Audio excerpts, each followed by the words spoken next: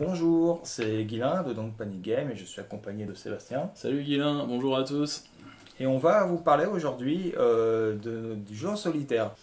Et donc nous avons plusieurs jeux Effectivement. qui sont très adaptés aux jeux en solitaire. On va vous en présenter quelques-uns aujourd'hui. Et le premier dont on va parler, c'est Négociateur prise d'otage, que tu vas montrer à la caméra. Alors, négociateur prise d'otage, c'est quoi? Eh ben, comme son nom l'indique, c'est un jeu où on joue un négociateur pendant une prise d'otage. Il n'y a pas de tromperie sur la marchandise, on a vraiment le nom du jeu qui reflète bien la chose. Donc, c'est un jeu avec des cartes. Je défais ici, quelques dés et quelques pions qui sont les otages.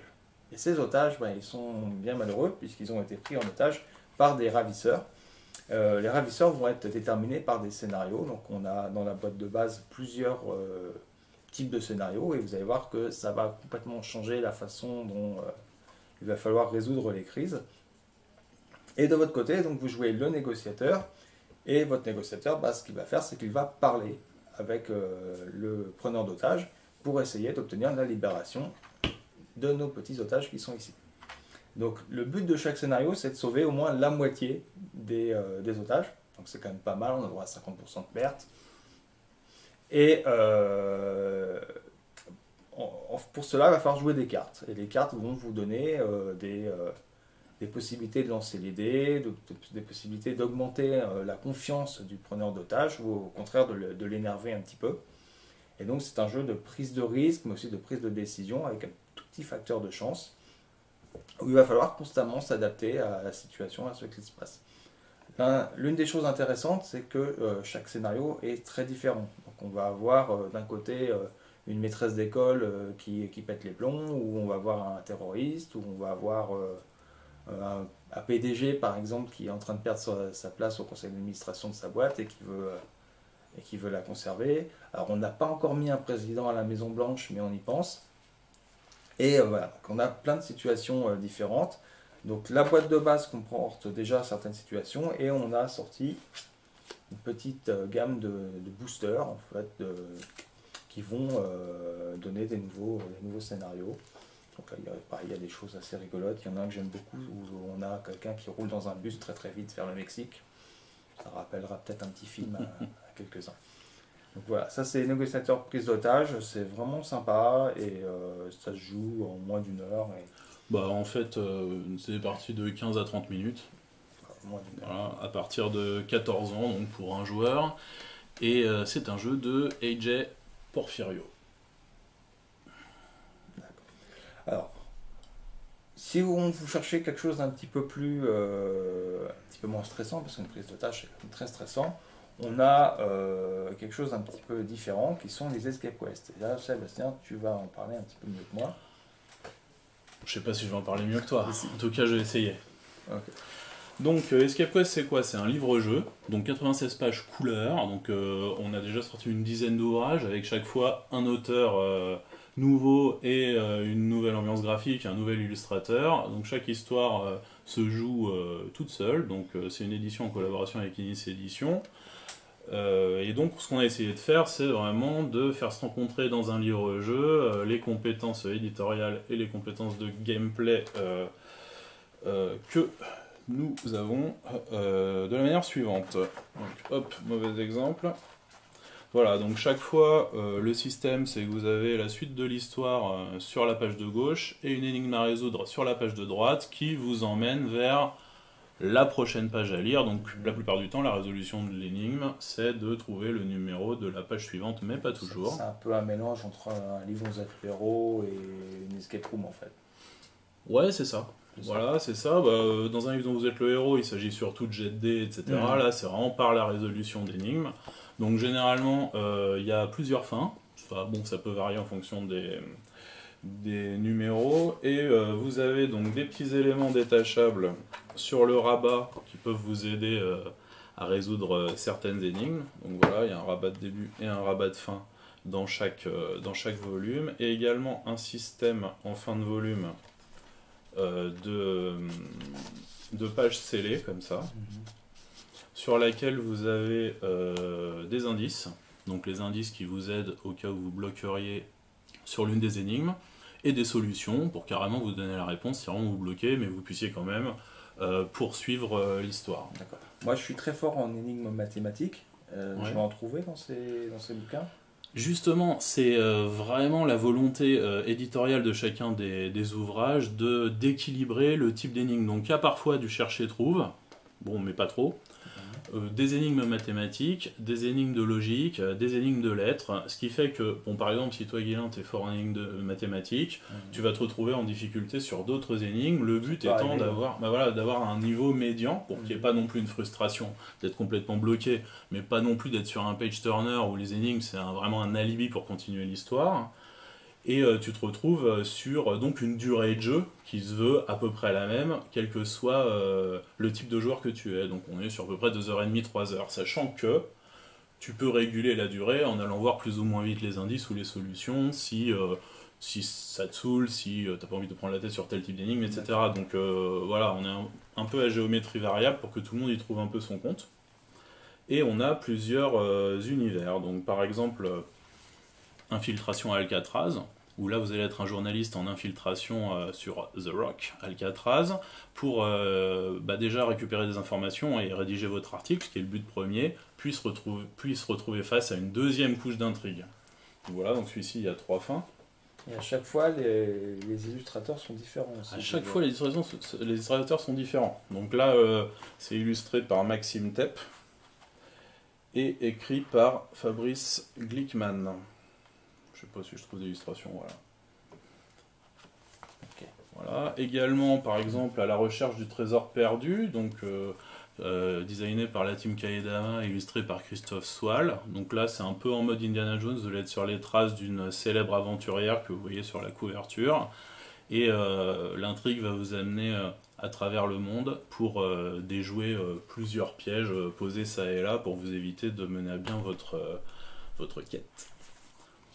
Au-delà du virtuel, donc là on est sur un univers futuriste dans lequel un réseau social, et derrière ce réseau social une IA, donc une entité, une intelligence artificielle, essaye de détruire l'humanité, et devinez qui on appelle pour résoudre l'intrigue. Gagné, c'est vous. Donc l'histoire a été écrite par Paming Xu, le jeu par Laurence Grenier et illustré par Dimitri Chapuis.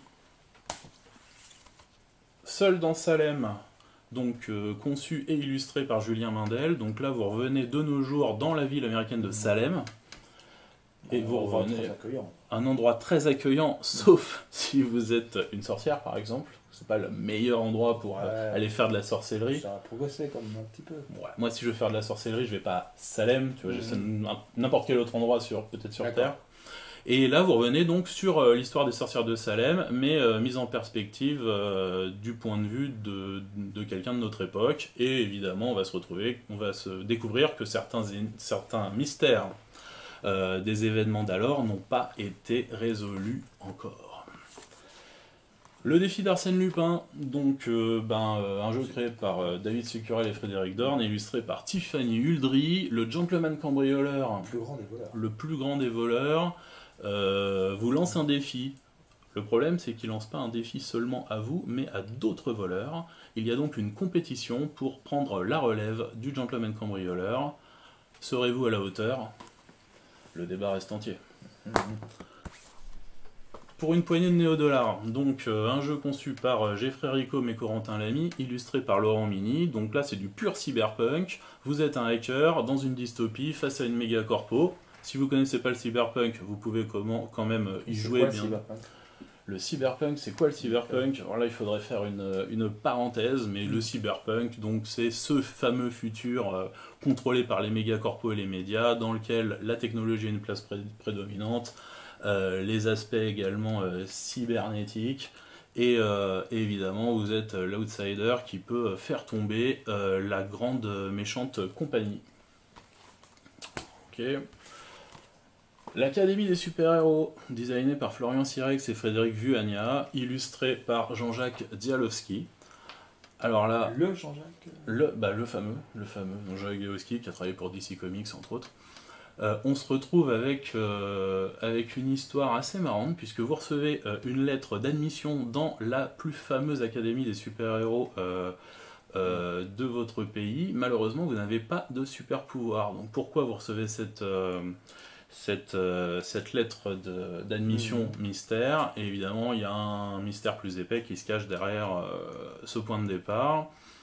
Voilà, donc dans un monde où les super-héros existent, les pouvoirs sont révélés, et évidemment, quand on a un pouvoir, on va dans cette fameuse académie, un peu façon académie du professeur Xavier, mais en plus dark. Houdini face au synode, designé par Willy Dupont et Manu Rozoy, illustré par Luca Herbetta. Donc là, vous incarnez le plus grand magicien du monde, Harry Houdini, célèbre pour ses tours d'escapologie. Et alors là, vous allez alterner entre... Pardon ? Ça tombe bien.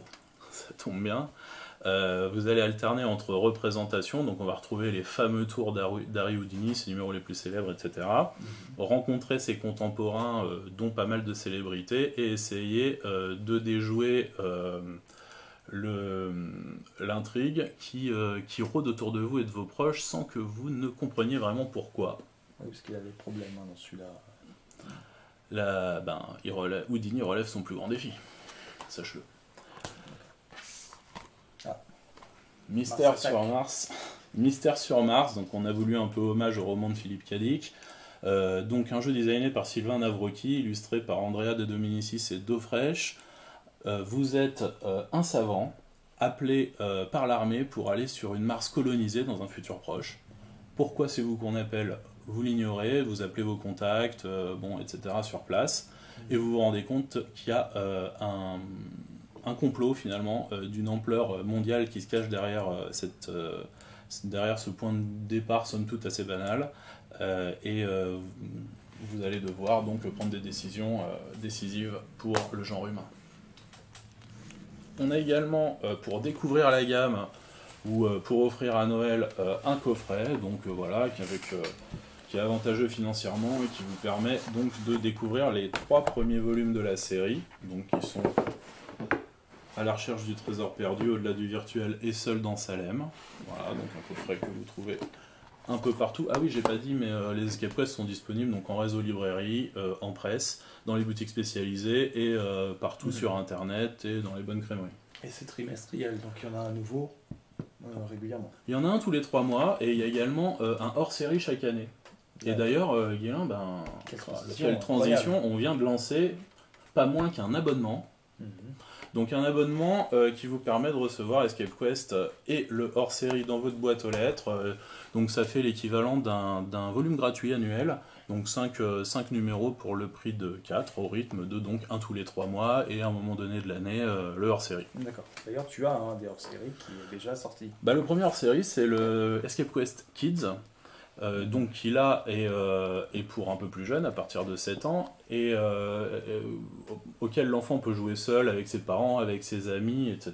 Il incarne un enfant qui accompagne ses parents qui sont spécialistes en insectes dans une île exotique sur laquelle règne un singe mythique. Sitôt arrivé, il se rend compte qu'il y a un complot derrière tout ça, il y a des braconniers, il y a des méchants, et il va vouloir partir à l'aventure pour résoudre ce complot et aider la faune locale. La particularité, c'est qu'il y a une dimension pédagogique, puisque vous avez un petit carnet d'aventuriers qui vous permet de découvrir... On apprend des choses. On découvre quelques animaux exotiques, leurs spécificités, etc. Alors c'est pas non plus une encyclopédie, mais ça permet de joindre un peu un côté pédagogique à cette aventure ludique. Voilà, je sais pas si on a dit les spécificités des Escape Quest, donc c'est à partir de 12 ans, pour un joueur et plus, et une durée de jeu d'à peu près 2h30, 3h. D'accord. Eh bien moi je vais rester un petit peu dans les énigmes, dans les choses un petit peu mystérieuses, mais on va aller un petit peu plus loin. On va partir dans la ville de Malfos, le village de Malfos. Alors le village de Malfos, c'est un petit village, on ne sait pas trop où c'est quelque part en France. Il y a peut-être une centaine d'habitants là-bas, et c'est un village qui régulièrement a des vagues de crimes. Régulièrement, il y a des serial killers, des choses comme ça qui arrivent là-bas. il arrive tellement de choses que c'est tout un univers qui a été décliné dans plusieurs médias. Donc il y a un livre sur Malfos, il y a un podcast sur Malfos et il y a un jeu sur Malfos, donc, qui est Malfos 1949 dont je vais vous parler. Alors Malfos 1949, ça s'intéresse donc à ce qui s'est passé en 1949 à Malfos. Et la particularité première de ce jeu, c'est qu'il est accompagné de ceci. C'est un DVD. C'est un DVD avec un film qui est un documentaire sur Malfos. Donc ça va vous parler de l'histoire de ce petit village, mais ça va aussi être commenté par différents intervenants, donc qui sont des criminologues réputés, qui vont faire leurs petites analyses et avec ce fil conducteur donc des crimes de 1949. En plus de ce DVD, on va avoir dans la pochette pas mal d'éléments. Le plus important étant ceci, si j'arrive à le sortir, voilà, qui est une sorte de grand poster. Alors c'est du carton très épais, un peu plastifié. Et on a d'un côté cette superbe carte de la ville, du village, et de l'autre différents documents qui sont un petit peu mis là, on ne sait pas trop pourquoi. Et dans Malfos, il y a donc ce mystère de qui a fait les meurtres en 1949. Et ce qui va être intéressant, c'est qu'on va vous proposer de résoudre ce mystère. Donc c'est une grosse enquête, ça va vous prendre longtemps, au moins une très grosse soirée. Alors on peut jouer tout seul, on peut jouer à plusieurs, mais tout seul c'est plus rigolo. Et pour trouver ce criminel, on vous a fourni les dossiers de plusieurs suspects, qui sont des gens qui étaient présents en 1949, voilà, qui avaient été entendus par la police. Donc il y a même une jolie photo derrière de ces bonnes têtes de vainqueurs quand même. Voilà. Et on va vous poser 10 questions, 10 énigmes qui vont permettre, si vous réussissez à les résoudre, d'éliminer un à un ces suspects pour finalement avoir un coupable. Et ces énigmes, pour les résoudre, il va falloir regarder le film et regarder les documents là, parce que toutes les réponses y sont, mais il y a des codes, il y a des choses à déchiffrer, il y a des petites manipulations du matériel, voilà, il y a pas mal de choses qui se passent dedans. Je ne vais pas trop spoiler parce que ça fait partie du plaisir de la découverte du jeu, mais voilà, il y a vraiment des choses un petit peu tordues et on s'est bien amusé à créer ces énigmes.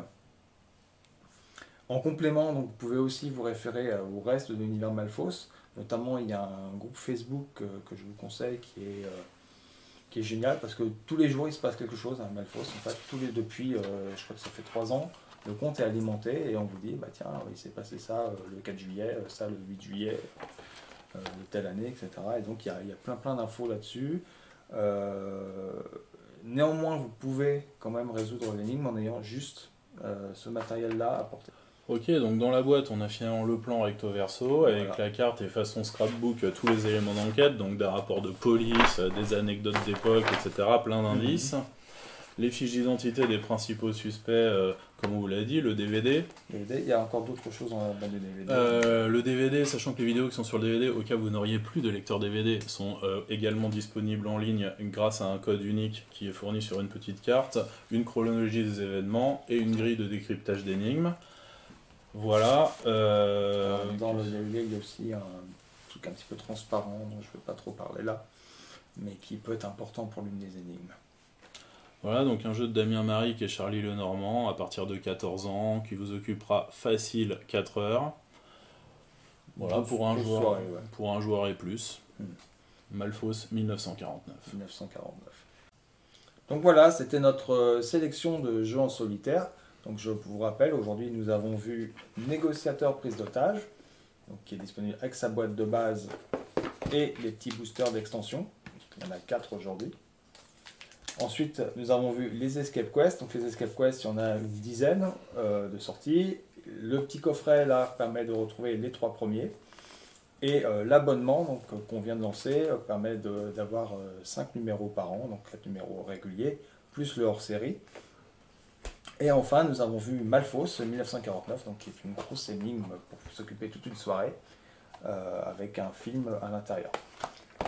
Et tu voulais rajouter quelque chose? Effectivement, je voulais rajouter quelque chose, c'était pas du tout prévu, mais bon, finalement, je vais quand même en parler. On a deux jeux qui, d'ordinaire, se jouent pas en solo, mais qui ont un mode solo qui vaut le coup d'être testé. Donc le premier, on vous en a déjà parlé dans une autre vidéo, c'est Dual Powers Revolution 1917, donc un jeu de Brett Meyers, illustré par Kwanchai Moriya. Le mode solo vous permet d'incarner les bolcheviks ou le gouvernement provisoire contre une intelligence artificielle. Cowboy Bebop, Space Serenade, donc le deck building mouvementé de Johan Benvenuto et Florian Siriex, qui propose également un mode solo qu'on trouve très intéressant. Voilà, si vous voulez en savoir plus sur les jeux Don't Panic Games, rendez-vous sur notre site internet don'tpanicgames.com. Et pour suivre notre actu sur les réseaux sociaux habituels. Voilà, d'ici là, ne paniquez pas. Et salut. Merci pour le poisson. Et merci pour le poisson, bien évidemment. À bientôt. À bientôt.